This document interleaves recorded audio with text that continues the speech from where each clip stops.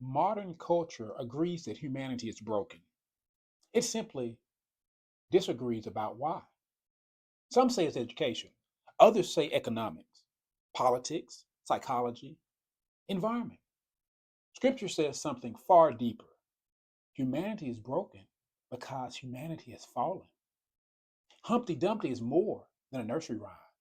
It is an illustration of Genesis 3. We climbed into walls of self rule. Then we fell. The church must never confuse brokenness with inconvenience. Sin did not scratch humanity, it shattered humanity. Then comes the tragedy.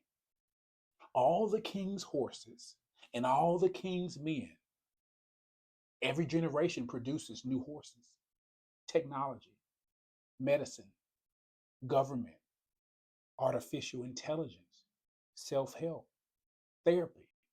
None of these are evil in themselves.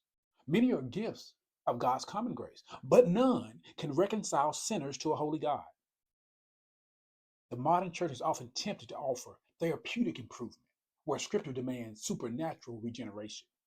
We substitute inspiration for repentance, management for mortification, behavior modification for new birth. Psalm 51 reminds us that restoration begins with confession, not image management, not reputation repair, confession. The gospel declares that where human effort reaches its limit, God's grace begins its work. Christ does not merely reassemble shattered lives, he makes new creations. The church must never offer people better glue when Christ offers new life. Humpty Dumpty never got back up. The believer does. Not because he became stronger, because Christ conquered sin, death, and the grave.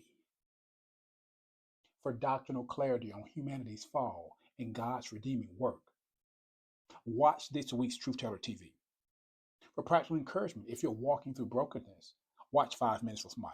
Stay awake, stay ready. The Redeemer will not rest until the work is finished.